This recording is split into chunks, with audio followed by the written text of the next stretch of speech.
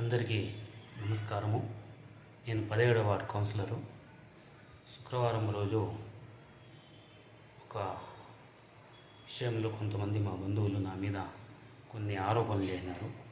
దాని మీద వివరణ ఇస్తూ చిన్న ఈ ఛానల్ ద్వారా ఈ యొక్క యూట్యూబ్ ఛానల్ ద్వారా ఈ వీడియో క్లిప్ ద్వారా తెలియజేయాలని చెప్పి ఈ వీడియో చేసి పంపించినాను. ప్రస్తుతం నా మీద కేసులు ఉన్నాయి కాబట్టి నేను అక్కడ వచ్చి వివరణ ఇచ్చే స్థితిలో లేదు కాబట్టి ఈ వీడియోని పంపిస్తున్నాను. యాక్చువల్గా ఆరోపణ చేసిన వ్యక్తి వచ్చి మా వదిన గారే. మా అత్త కొడుకైన సన వాళ్ళ భార్య ఆమె. వాళ్ళు లవ్ మ్యారేజ్ చేసుకున్నారు. ఆ లవ్ మ్యారేజ్ కూడా నేను బాధ్యుడినే. ఆ లవ్ మ్యారేజ్కి వాళ్ళిద్దరికి లవ్ మ్యారేజ్ చేసే దాంట్లో కూడా నేను ఒక వ్యక్తినే.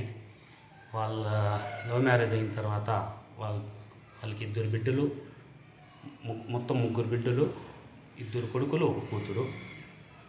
ఆ తర్వాత ఆయనకు ఒక 2 సంవత్సరాల తర్వాత బిఫోర్ 2 ఇయర్స్ ముందు స్టమక్ క్యాన్సర్ వచ్చింది.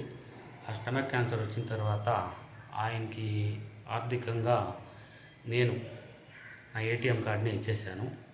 చూపించుకోమమ్మా, చూపించుకున్న తర్వాత బాగైన తర్వాత కావాలంటే మళ్ళీ చూద్దాము అని చెప్పి. కానీ ఆయన దురదృష్టవశాత్తు ఆయన మరణించినాడు.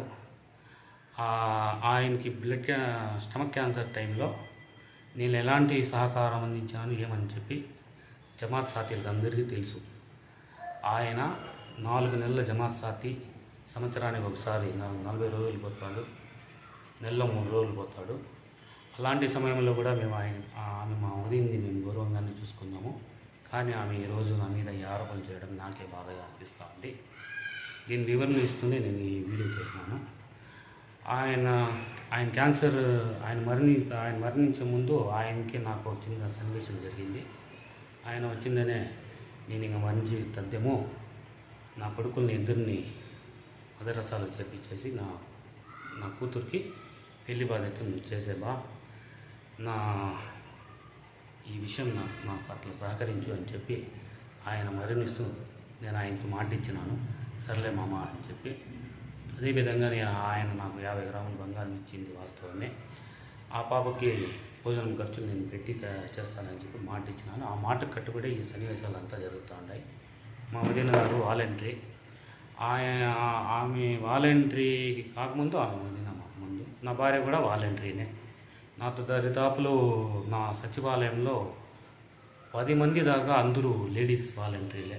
కానీ ఎవరు లేదు ఏది ఆమె ఈరోజు మా వదిన నా మీద ఇన్ని ఆరోపణలు చేయడం నాకు బాధ అనిపించింది. సరే ఉంది, దానికి ఏముంది, ఆమె ఏదో మోజులో ఉంది. ఇప్పుడు ఆమెకి మనం చెప్పే స్థితిలో లేము. దయచేసి నేను పొలంనేరు మర్కజ్ జమాత్ సాథీలకి తెలియజేస్తున్నాను.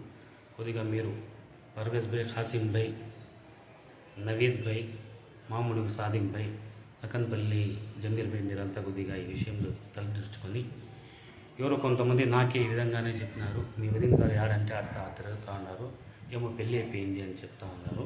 కొద్దిగా ఆ విషయం కొద్దిగా వివరించి ఆ పాప బాధ్యత ఏముందో కొద్దిగా చూడండి అని చెప్పి కొన్నిసార్లు చెప్పడంతో నేను కొద్దిగా ఇంట్రెస్టెడ్గా కొద్దిగా తీసుకున్న తర్వాత ఆమె 1 సంవత్సరం ముందు వచ్చి 26 గ్రాముల బంగారం తీసుకుని పోయింది. ఏదో వ్యాపారం చేసుకోవాలని చెప్పింది. మళ్ళీ గమని ఉండిపోయిందని ఇచ్చేసినాను. మళ్ళీ రీసెంట్గా ఇప్పుడు ఒక 2-3 మంత్స్ నుంచి చాలా ప్రలోభాలు పెడుతూ ఆ ఉండే బంగారం కూడా ఇచ్చేయాలని చెప్తాను, ఇవ్వాలని చెప్పి ప్రలోభం పెట్టి ఇచ్చేద్దామని నేను అనుకున్నా.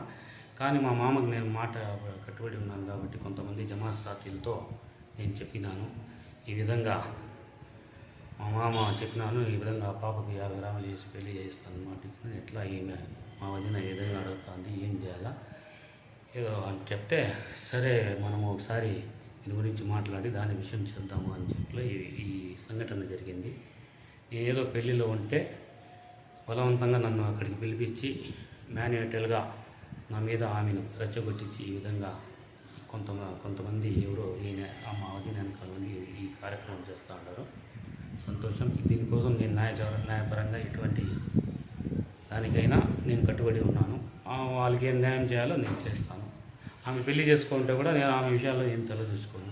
ఎందుకంటే నేను మా కూతురికి మాట ఇచ్చింది అది, వీళ్ళకేం నేను మాట ఇవ్వలేదు కాబట్టి ఆ మాటకు నేను కట్టుబడి ఉన్నాను. దయచేసి జమాత్ సాథీలు ఇది అర్థం చేసుకోండి. అలాగే మా మొహల్లాలోని మకాం జమాత్ సాథీలకు ఒక చిన్న విన్నపము, దయచేసి మా పెద్దనాయన కానీ మా వంశం పైన కానీ లేనిపోని ఆరోపణలు అంతా చేయద్దండి. మేము అలాంటి వాళ్ళు కాదు. ఒకటి, అక్కడ ఇస్తిమా జరుగుతుంది మా అన్న వల్ల. ఆ ఇస్తిమా జరుగుతుంది కాబట్టి ఆమె ఈరోజు విలాసవంతమైన బతుకుతా ఉంటే కూడా ఆమె ఎవరు నిలదీయలే. కానీ ఇక్కడ మనం మాట ఇచ్చినాం కాబట్టి ఆ సొత్తు దారిపోతుంది అనే ఒక చిన్న విషయంతో ఈ సబ్జెక్ట్ ఎత్తుకొని మాట్లాడాల్సి వచ్చింది. కాబట్టి జమాత్ సాథీలు మీరు ఏముందో మా పెద్దనాయన గారికి ఆ రోజు రాత్రి ఏం జరిగింది, ఎందుకు ఈ విషయం జరిగింది అని తెలుసుకొని దాని పరంగా ఏమన్నా నా తప్పుకుంటే నేను వచ్చి దాన్ని క్షమాపణ చెప్పేకి రెడీ. లేదు నేనేమైనా వాళ్ళ మీద నేను తప్పుగా వ్యవహరిస్తే కూడా నా మీద మీరు ఏమైనా చర్యలు తీసుకుంటారంటే కూడా నేను కట్టుబడి ఉన్నాను. దయచేసి మమ్మల్ని ఈ విషయంలో మీరు సహకరించాలి కానీ ఇబ్బంది పెట్టకూడదు.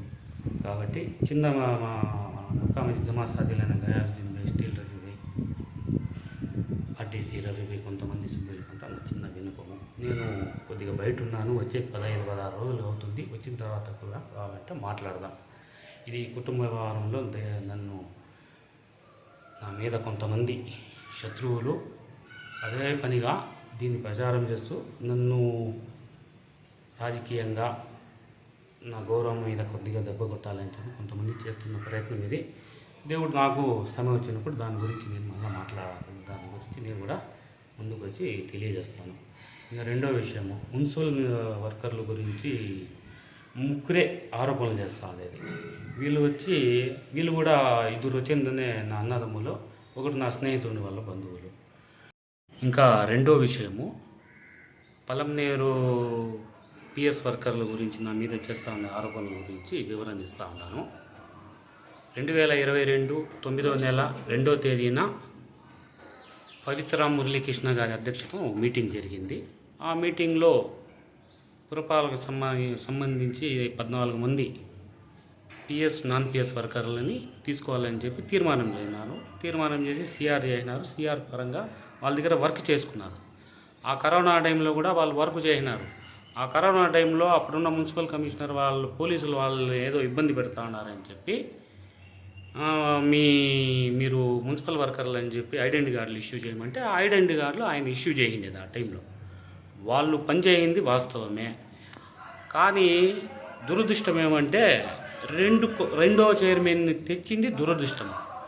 ఫస్ట్ చైర్మన్ వర్కర్లు కావాలని పెట్టినాడు, రెండో చైర్మన్ ఈ వర్కర్లు వద్దని చెప్పి ఆ ఫైల్ని ఆపిచ్చేసినాడు. చిత్తూరు జిల్లాలో ఎన్ని మున్సిపాలిటీలు ఉన్నాయో అన్ని మున్సిపాలిటీలకి ఆ రోజు కలెక్టర్ గారు పిఎస్ వర్కర్ల బిల్లు శాంక్షన్ చేసినారు. ఒక్క పలంనేరు మున్సిపాలిటీ ఫైల్ మాత్రము ఆపిచ్చేసినారు. అది ఎవరి వల్ల అంటే మండి సుధా వల్లే. ఎందుకంటే ఆ రోజు ఆయన ఎమ్మెల్యే గారిని ప్రలోభం పెట్టి ఈ ఫైల్ చేస్తే ఈ ఫైల్ వచ్చిందనే పాత చైర్మన్ సమక్షంలో జరిగింది. అప్పుడే చేసుకోవాలా, నాకు సంబంధం లేదు, నా హయాంలో చేయకూడదు అని చెప్పి ఆయన ఆపేయింది వాస్తవము. దీన్ని తెలిసి కూడా వాళ్ళు 14 మందిలో 11 మంది గమనుండిపోయినారు. వీళ్ళు ముగ్గురు మాత్రము ప్రత్యేకంగా 17వ వార్డు కౌన్సిలర్ది ఏదైనా ఇష్యూస్ వస్తే ముందు ఆయన ఉంటారన్నమాట. ముందు వాళ్ళు ఉండి వాళ్ళకి ఇన్ని లక్షలు ఇచ్చినాము అని. దాంట్లో ఇద్దరు ఆల్రెడీ ఐపీ క్యాండిడేట్లు, వాళ్ళకి ఆర్థికంగా సహకరిస్తూ ఉండేది నేను. వాళ్ళు కూడా వచ్చి మేము ఇన్ని లక్షలు ఇచ్చినాము అని చెప్పి చెప్పుకునే స్థితికి వచ్చినారు. తీసుకోండి, అప్పులకి డబ్బులు కడితే చాలు, వాళ్ళు నన్ను విముక్తి చేస్తే చాలు, మళ్ళీ నన్ను ఆడ ఎత్తుకొని నాకు ఇచ్చి వాళ్ళు లక్షలు ఇచ్చేది. ఇది జరుగుతూ ఉండేది. దీన్ని ఆసరాగా తీసుకొని ప్రస్తుతం ఉన్న మున్సిపల్ చైర్పర్సన్ మండి సుధా గారు ప్రత్యేకంగా ఏదైనా ఇష్యూస్లో కానీ ఏదైనా మీటింగ్స్ వ్యవహారాల్లో కానీ ఏదైనా వీళ్ళని పిలిపించి బలవంతంగా నా మీద రోదుతా అనేది వాస్తవం. ఇది కూడా మున్సిపల్ పార్టీలో ఉండే వాళ్ళకి మున్సిపల్, ఎందుకంటే ఆయన చైర్మన్ చేసిన హేమంత్ కుమార్ రెడ్డి వ్యవసాయ మార్కెట్ కమిటీ హేమంత్ కుమార్ రెడ్డి ఆయనే చెప్తున్నాడు, ఈయన చైర్మన్ చేసి మేము తప్పు చేయనమరా నాయన అని చెప్పి. ఇది జరుగుతూ ఉండే విషయం.